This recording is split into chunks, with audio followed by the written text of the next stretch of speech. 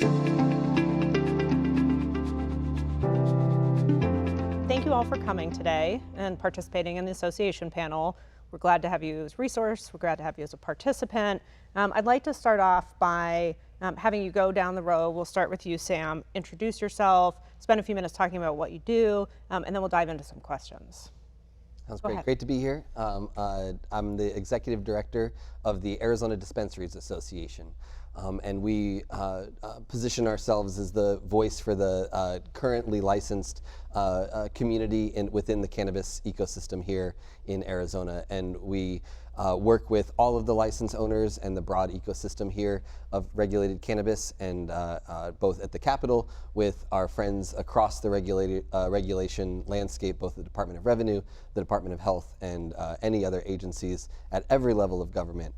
To help make sure that we are compliant and bringing the best products and people forward to the community. Great. Nice. How about you, Demitri? Demitri Downing. I've been in the industry since August 8, 2012, since the first licenses were issued. I played a number of roles, worked in my family's organization until 2015, consulting and other aspects of the industry since then.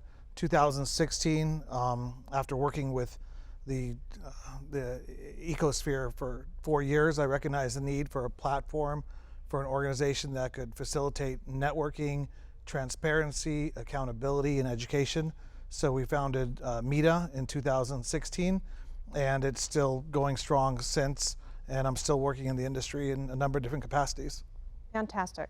How about you, Chance? Oh, my name is Shansan Chambers. I'm the founder of 420 Ultimate Tours. Been in the industry for about five, 6 years now, and what we did was during the social equity process, we actually founded another organization called the Arizona Black Cannabis Trade Association to help assist the communities in Phoenix. I'm a native here, born and raised here, and just happy to be on the panel. Thanks for having me. Yeah, you're welcome. Well, why don't we start with you? Sam, can you talk about generally the importance of trade associations, industry associations to the marijuana industry? Yeah, so generally it's been my experience that industry associations serve to amplify the collective voice or the collective purpose of whatever that industry is. So it does not forego the fact that my individual members or any other trade associations members have competition within each other, but there are things that we all share, which maybe, as an industry matures, you might want to bring something to the attention of your regulator and say, this is how it currently is expressed. We might need to change this word and that word to reflect the way that business is actually done now. It also helps support the growing business and networking just within that industry.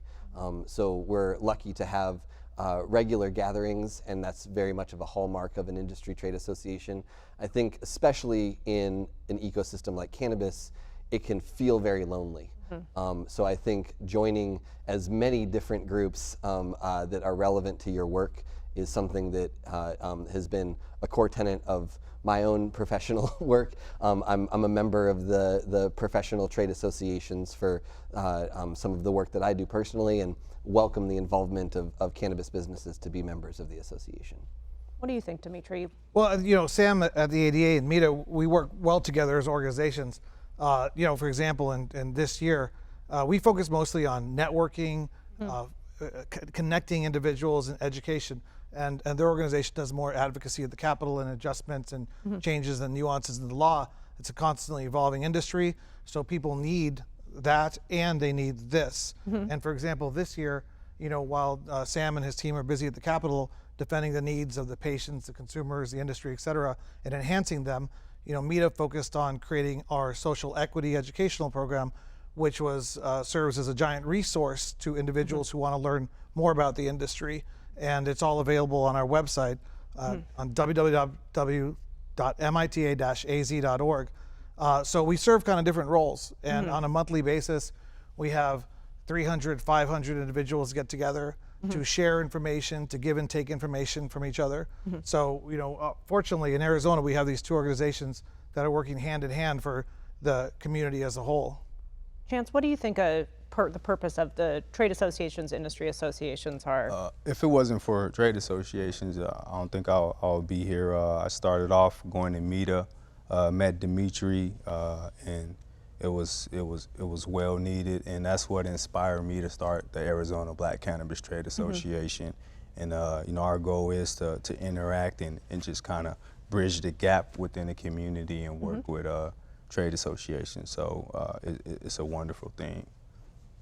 So Sam, we had a really kind of a moment here a minute ago, I think, and we talked about the lobbying work. Let's sort of broadly talk about why, particularly for cannabis, government relations, lobbying is important, broadly important. Yeah, I think it's important in any market and every market, but I think most predominantly in Arizona, we have something that is known as a citizen legislature, which means that the 90 people at the state capitol, the 30 in the state senate, and the 60 in the state house don't necessarily come from a background of policymaking professionalism. They come from their background, and that helps make sure that there is a very robust background of experiences that are at the Capitol.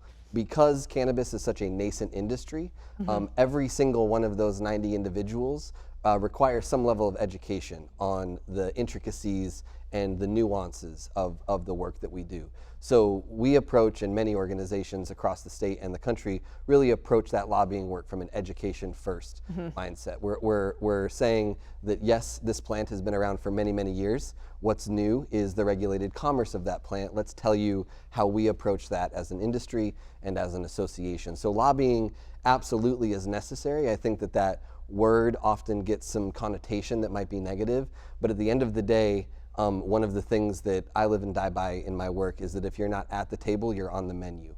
So it's very important for me to encourage any new entrant into the market to make sure that they're plugged in with lobbying and advocacy work. So Sam, I'm going to ask a follow-up question, and then Demitri, I have one for you. You talked about the importance of lobbying. Can you kind of give an example of an important issue that cannabis has had to face in the legislature? Absolutely. I think, and this is not unique to Arizona, but in many states, there were a lot of individuals who have been elected that have been hesitant to even entertain the idea of talking about cannabis openly. And I think that one of the things that we have been effective in doing is coming from that education first place and letting folks know that the voters of Arizona instituted this program, and now that it is here, let's work together. So I think one of the things that I'm very proud about is that Arizona was actually one of the last states in the regulated cannabis landscape that had a mandated testing program. And we worked together with partners in the lab community and across the ecosystem to make sure that we have a testing program that makes sense for consumers, that makes sense for patients, but also makes sense for cultivators and producers of products that individuals find on their shelf. So that was a very collaborative effort with both the regulators up and down the Department of Health, as well as educating each one of those 90 lawmakers and the governor's office to make sure that we communicated what an effective testing program would look like to ensure public health and safety. We open ourselves up broadly to anyone and to everyone, but we're both working to educate and to give information. So let me ask you a question, a sort of more, I just love watching the two of you together. It's really great. So let me ask a kind of more broad question, which is, we talked a little bit with Sam about the importance of lobbying work generally. Why is networking so important in cannabis? I mean, not just for the purpose that maybe MITA serves, but sort of like the big picture, why is networking so important? Oh, you want me to ask? That's for you, Demitri. I always say transparency, transparency, transparency. Only cockroaches hide in the dark. In this industry, there's so many individuals that are trying to rip each other off, that are trying to do bad deals. So one of the concepts behind MITA is that if you're doing good business, you're going to come before your community and face them. And if that's kind of my priority with networking is always about transparency. Obviously, networking allows you to find individuals that might provide you information. There's 1,000 good reasons to network. We don't need to go through them all here, but that's what MITA's goal is to network. But one of the underlying principles of MITA is transparency, because I found a lot of individuals between 2012 and 2016 were just trying to get rich and screw other people. And I got tired of that. And I'm an ex-prosecutor. I don't know if I mentioned that, but truth is important, and that's like a guiding principle of META. And that's one of the things we do. Well, as a longtime criminal defense attorney, it's like the Justice League up here. So, Chance, let me ask. Ex-prosecutor. So, Chance, let me ask you a question. If you're thinking of kind of the legs of the stool for the industry, you have lobbying, you have networking, and then you have access to resources. Can you talk a little bit about why access to resources is important, especially as it is with underrepresented entrepreneurs and impacted communities? Access to resources is exactly why we started ABCTA, to be able to, again, bring the resources and experience that we have together. With me being in the industry and being able to be around these guys and learn from these guys. ABCTA we're going to host some networking events of our own, so we can bring the social equity community within our circle of people and within our network. Mm-hmm. So access to resources and education is important. One of the things that we've talked about in other panels is this idea that social equity applicants should know that there are resources out there. They don't immediately need to sell their license. They don't immediately need to treat it like a lottery ticket. Do you think, as somebody who has a trade association for Black cannabis owners and business people, do you think that that's a fair statement, that there's resources out there? What do you think about all that? I think we represent that organization, that community, by putting together the right resources to where that don't have to happen. And with me being a person of color from the community and from Arizona, we put together some resources. So if someone felt like they wanted to sell a license, they can actually come to us and we can help point them in the right direction to where the social equity can stay within the social equity communities rather than get divvied out between where we don't want them to be. We want to keep the social equity within our communities, and ABCTA is definitely an organization that's going to help do that.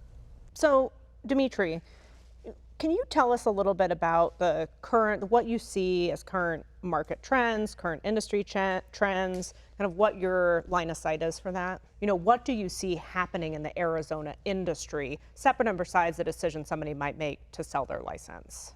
Well, I see in 2022, 2023, 2024, we're going to have to confront interstate commerce, and that's a huge thing happening.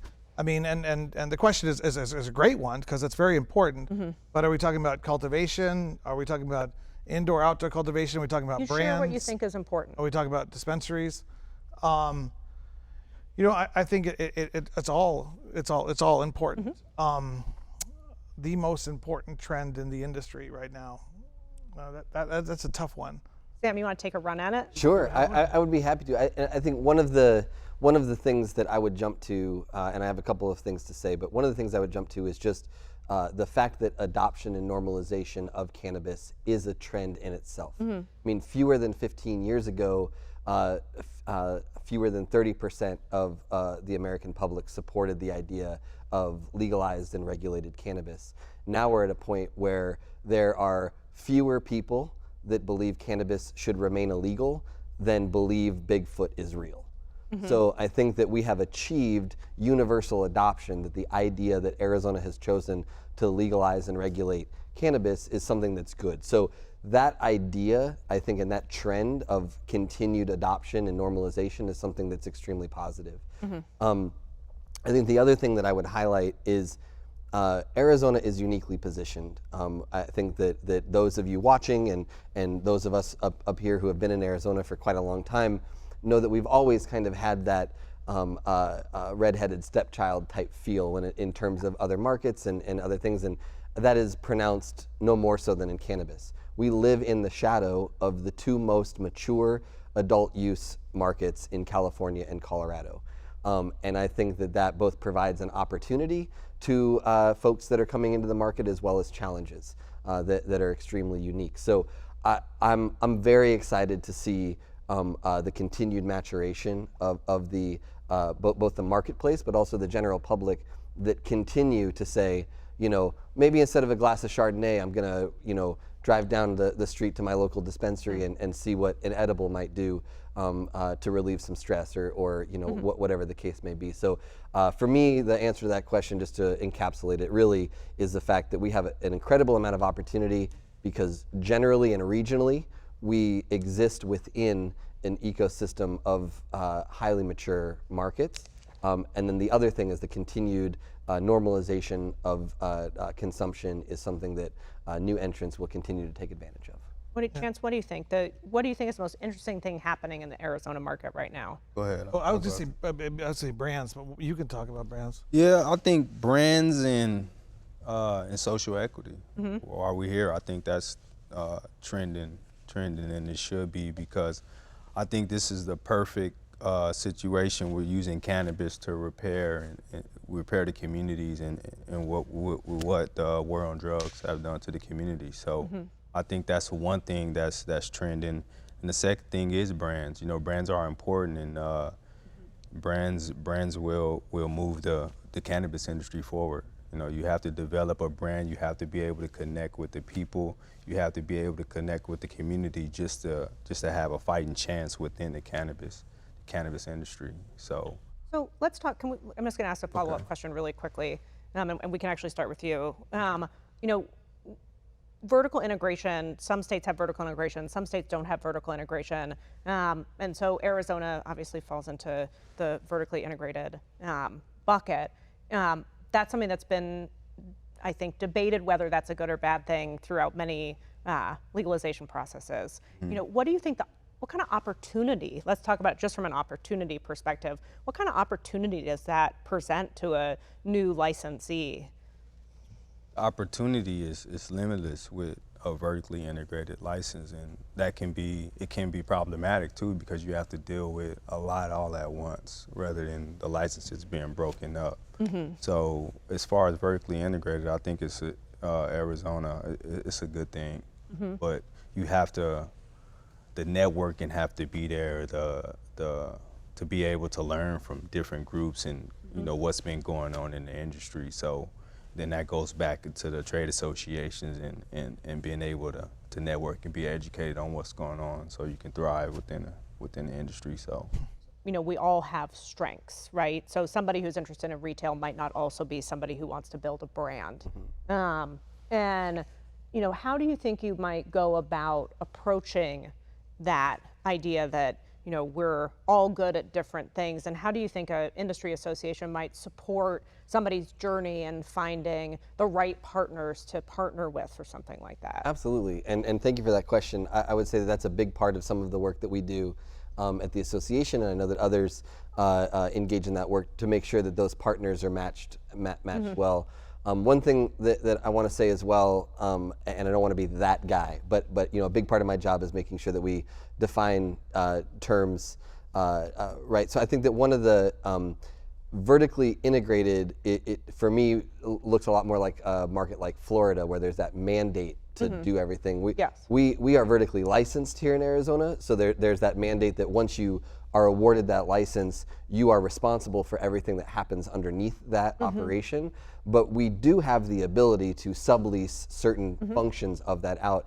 And I think that sets up an answer to your question very perfectly in the sense that some people come to market because they might have a team that has a CPG background or the consumer packaged goods retail type background. You might have folks who come from an agriculture background and really want to set up a cultivation space, and you might have folks in that MIP space who might be long-term chefs that know that there's going to be a formulation of a particular cannabinoid that they can put in their favorite chocolate, and it's going to be the best chocolate on the market. So I think that diversification of expression is something that's really, really exciting because you can play to your strengths. And that's something that absolutely is right. So like I said, I didn't want to be that guy, but I heard us up here talk about vertically licensed and vertical integration as interchangeable.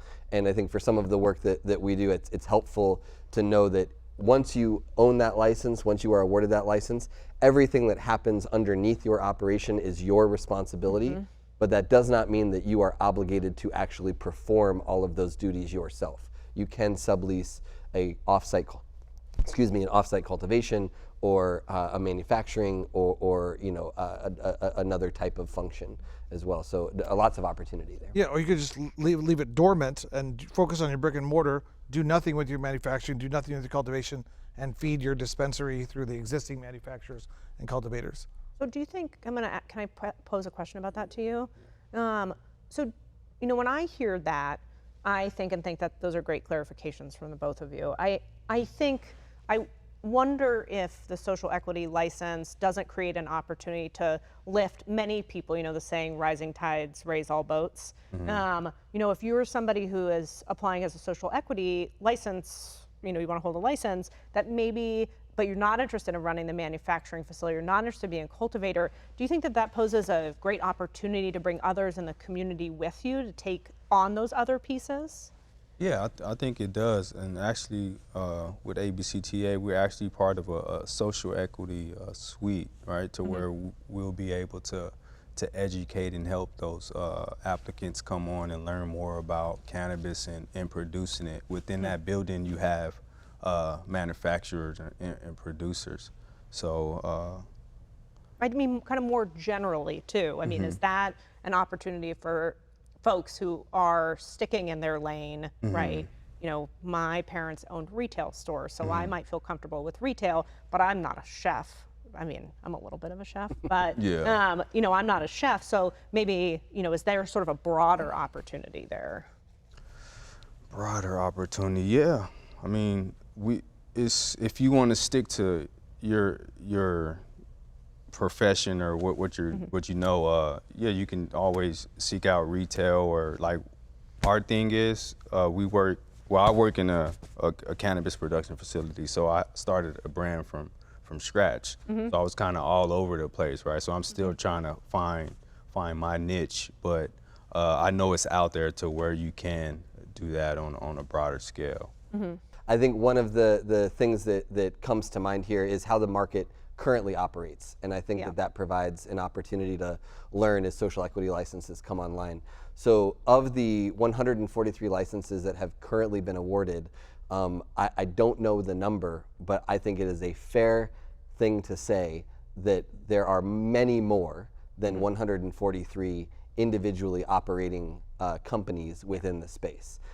Whether that's a brand or whether that's a cultivation partner, or wherever they're at in the ecosystem, there are many more than 143 individually operating plant-touching companies within the marketplace. And I don't foresee any changes to that as these 26 new licenses are added into that mix. So those 26 new businesses might give birth to well over 100 unique business opportunities to entrepreneurial-minded individuals who seek those opportunities from those award winners. So I think Dimitri's point, as one example of a potential approach is that, this is whatever approach you in fact wind up taking, that within the social equity license, there's kind of a multitude of ways to lift up the community, whatever approach you take. Yeah, and I mean, there's going to be 3,000, 4,000 people watching this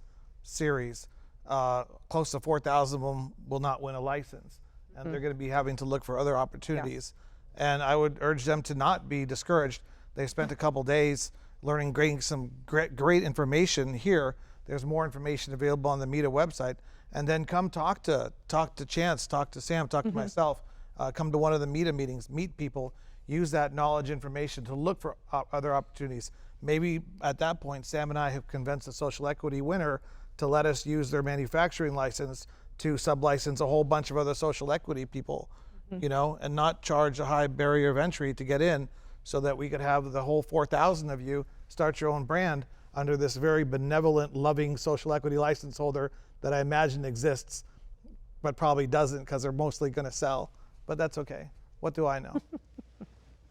So what does, Sam, this was a question that we talked about, but I think it's worth asking everybody. what does the marijuana industry look like in 5 years, 10 years? And I guess I'd want each of you to kind of speak to both what you see for Arizona and what you see federally. Yeah, so I think for me, this is an easy answer because I wake up every morning with the singular focus of making cannabis boring. I think for folks who have been a part of the journey to regulation and a journey into legalized markets, share in the pain that everything that is easy for any other business entity in any other industry is 3 times as hard at the easiest. Most of the time, it's 5 times to 10 times as hard. So my goal every day through the work of the association is to make sure that 5 years from now, there is no functional difference in running a cannabis business as there is from running, the corner Chevron or, a mom and pop, candle shop in a strip mall, right? That obviously this is a plant and a product that has been under incredible scrutiny for much longer than it should be, but that has resulted in extremely complex situations for these operators to be. So my goal, my dream is that 5 years from now, it is incredibly boring to work in the cannabis industry. Like there are many operators who can't even find health insurance for their employees, not because they aren't willing to take on that cost for their employees and for the people that help make them successful, but because the carriers currently are handcuffed by federal regulation that don't allow them to be honest about the work that they do. There are many frontline employees, we colloquially call them bud tenders, right? Bud tenders who have attempted to get loans for new vehicles or new home loans that have been denied because their paycheck comes from XYZ dispensary. And that is the kind of thing that is exciting that should not be. And that's what I mean by boring. I want to be able to call an insurance agent and get a coverage policy for my building, and I currently can't. Right, and there's so many aspects of that. Yeah. So yeah, we want that to be boring, but it's going to get exciting. This interstate commerce is going to turn this industry on its head somewhat.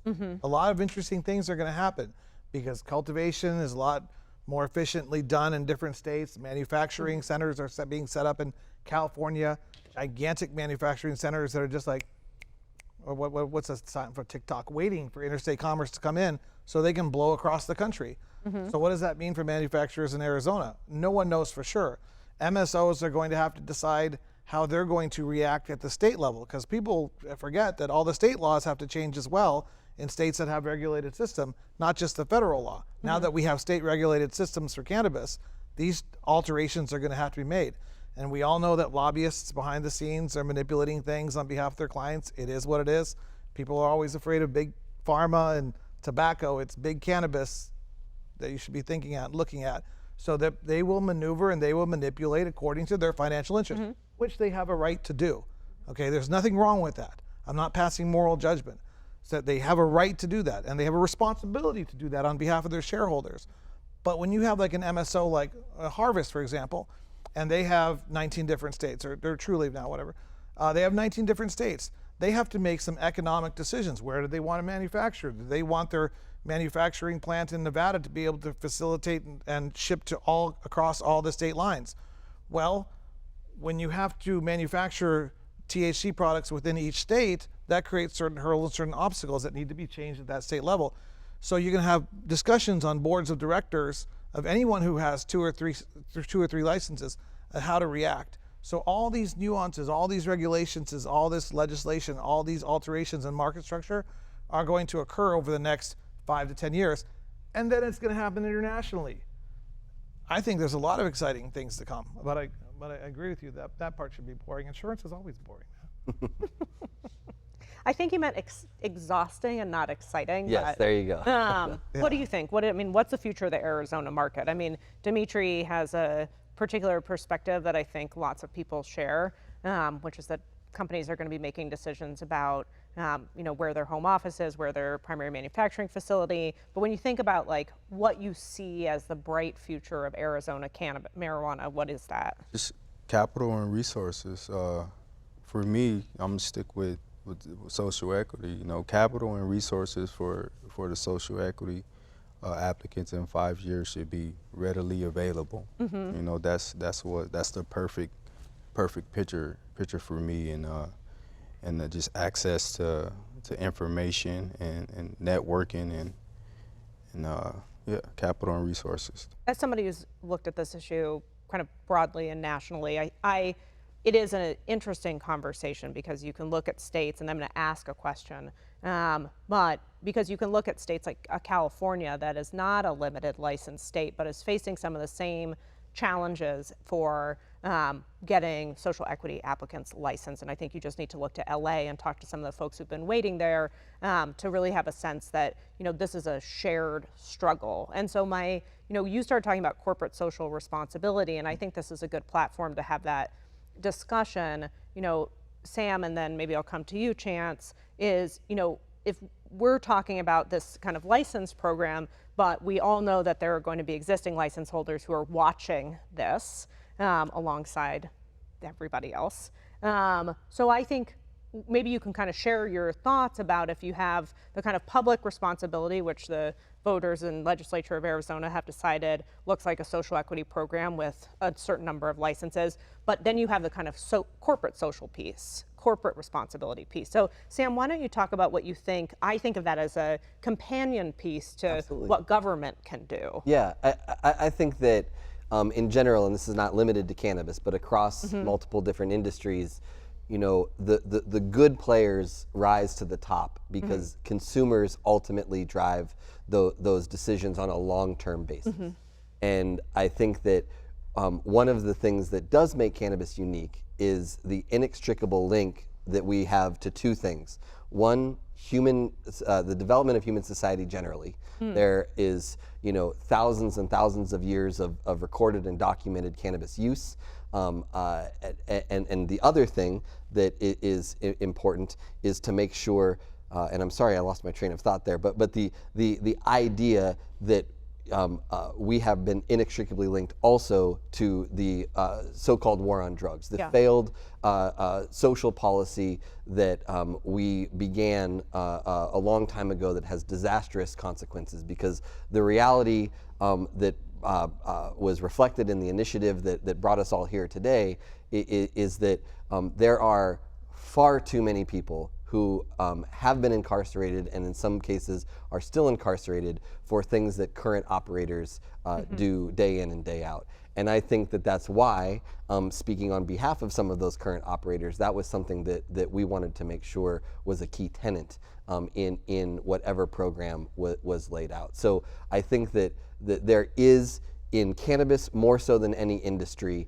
a moral need to attempt to repair. We will never repair the harms that have been perpetrated over the course of the last decades and centuries, but this is one way that cannabis is uniquely positioned to approach some of those efforts. I mean, we talked about it, and then Chance, I'm going to ask you the same question.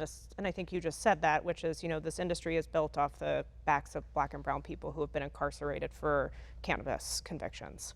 And so if we're talking about governmental responsibility and what the state of Arizona is doing to make sure that they fulfill their obligations, what do you think the kind of corporate social responsibility in this space looks like? I think people get it misconstrued. All we need, and I think the social equity community, we know what we need, so which is capital and resources. So if we get that, we'll be able to fix our own communities, because people come and say, hey, they need this, we need that. But the bottom line is, if we had the capital and the resources, we'll be able to fix in our own communities, help people, and try to even a playing field. So that's what ABCTA is about, and with the help and with our experience with working with MEDA and working with different organizations, that's I think that's where we're at. Demitri, what do you think? Corporate social responsibility. You know, I mean, we need to push and encourage corporate responsibility, highlight it, and on top of that, taxation, the dollars that are raised through taxes, when we're creating new laws, new legislation, new initiatives, we don't need to create more hurdles for people to jump over. We need to create a big pot of money for the people that do jump over the hurdles to go access so that they can have more successful businesses. So let's talk a little bit about what's happening at the federal level. And, you can kind of look at what states, just to reflect briefly on what you've said. There are a number of states and local jurisdictions who have created essentially cannabis reinvestment tax, right, where money is diverted away from cannabis tax revenue and back into impacted communities. And so, we just saw the release and the comment period end for the Booker, Wyden, Schumer, I always get them and not in the right order when I say it, which had a heavy emphasis on social equity, although I think we all agree had a long way to go. And this is a two-part question. I'm going to ask the first part and then I'm going to ask the second part. As we're talking about interstate compact, interstate commerce, as we're talking about, what this industry looks like in 5 years, what are you hoping to see out of the federal government to help support social equity? And then I have a follow-up question that's more about the challenges. So Sam, let's just go down the line. Okay, great. So I won't say a lot about the specifics, but one thing that comes to mind, for me, it's a big success that we are even having this conversation. Yes. In incremental way, that is a victory in itself. There are people now having serious conversations about regulating cannabis that, no less than 3 years ago were espousing very prohibitionist mindsets. So I think that, and again, to a point that I was making earlier, that normalization, that continued trend of adoption is not just amongst the public, but it's amongst policymakers as well. So the fact that this discussion draft is even here, we can have open and honest conversations around how this industry has progressed to date and what we need to do a little bit of evaluation on ourselves, but then also dream about that future where we're all walking together. So Demitri, what do you think? What are you hoping to see out of the federal government? And we saw some. Well, a few things. I mean, the concept of doing a federal tax, maybe 3% dedicated to the SBA to lend money to social equity status, license holders across within the states is not a bad concept. My particular concern personally is I really want to see interstate commerce happen for brands and for manufacturers and for cultivators as quickly as possible. Yes. There are those who are advocating at the national level to have a moratorium to 3 or 7 years on interstate commerce. Why? To protect the industry's interest? Have you asked the consumers and the patients how they feel about that? Are you really going to be not big cannabis, but kind of big cannabis by restricting things to protect your own interest? Whether they say it's a small business interest or they just need time to adjust, it doesn't matter. The people deserve interstate commerce. So I'd really like to see interstate commerce as quickly as possible. And there are groups that are suggesting that that should be delayed, and that's just not right. That text, I have a dozen other ideas, but. What do you think? What would you like to see happen at the federal level? Just can't be business as usual at the federal level when it comes to cannabis. It has to be some laws and some strict rules implemented to help the social, to bring the social equity to the communities, right? And going back to our main pillar is that we can repair and do the things needed to our own communities, once the social equity, once it's there. So that's one of the main things. So we have a few more minutes left. There's, we talked, and this is part 2 of the question. I promised 2 parts. So people who are new to this industry might not know about banking challenges. They might not know about 280E.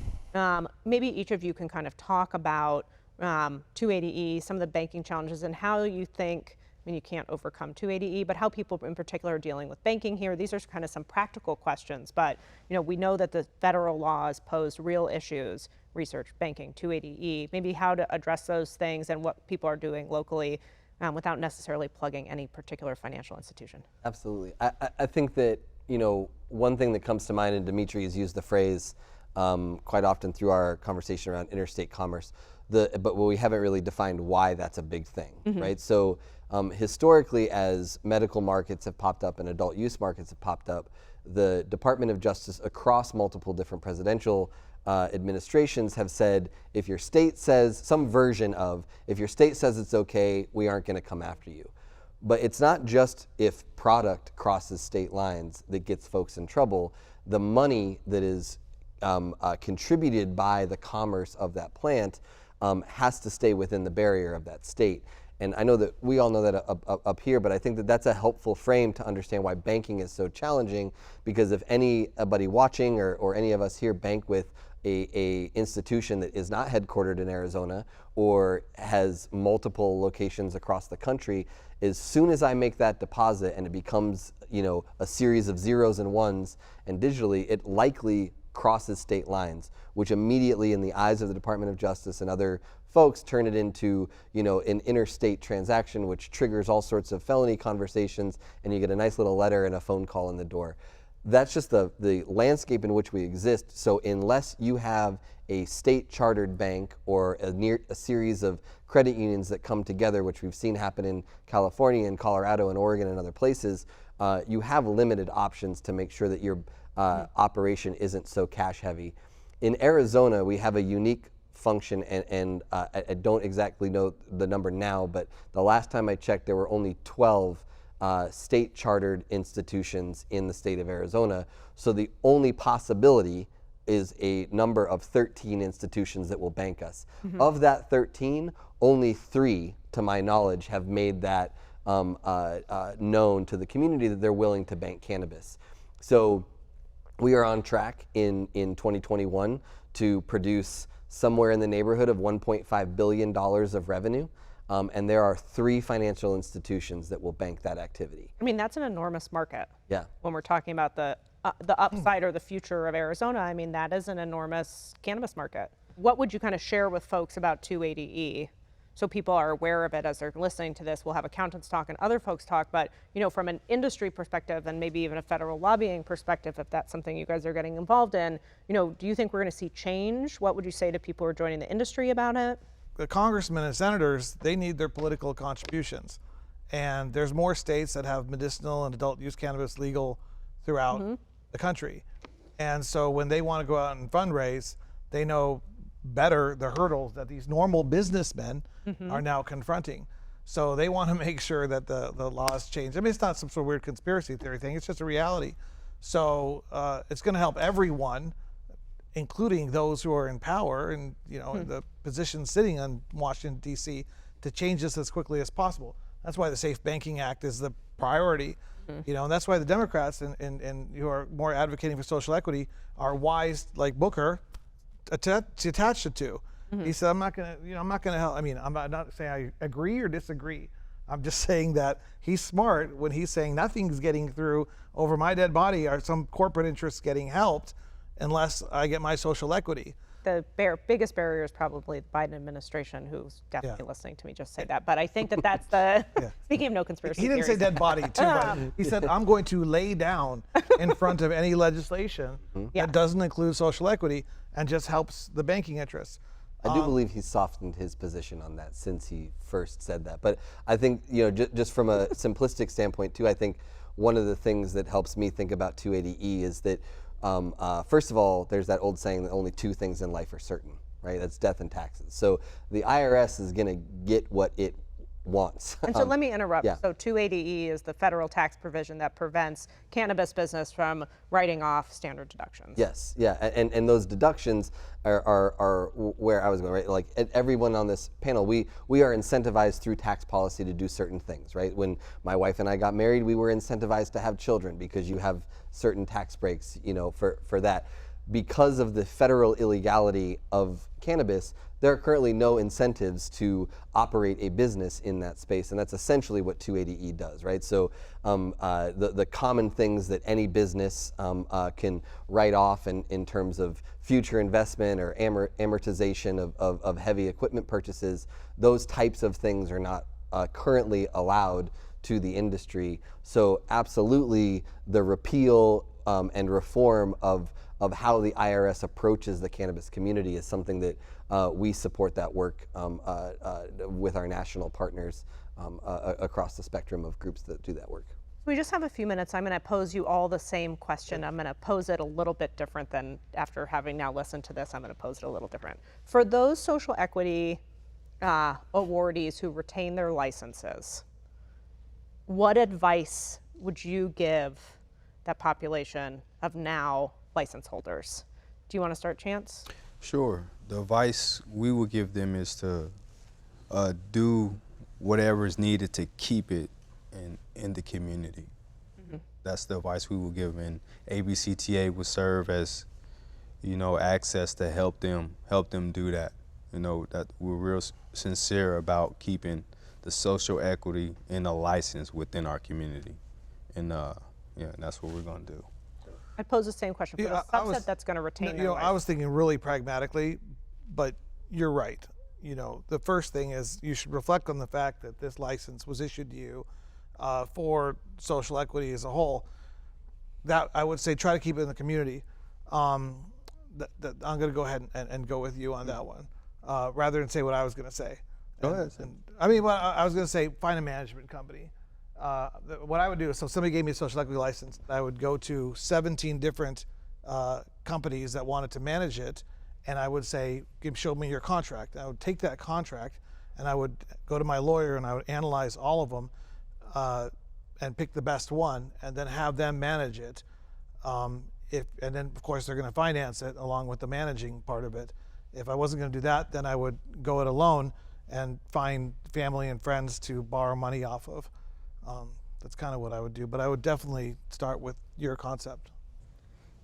Sam, what do you think? So kind of broadly, what would you tell social equity applicants who are heading into this daunting and exhausting or exciting, however you want to say it, space? There's a lot of adjectives and adverbs and words that describe this work, right? But I think I'll just be more straight to the point.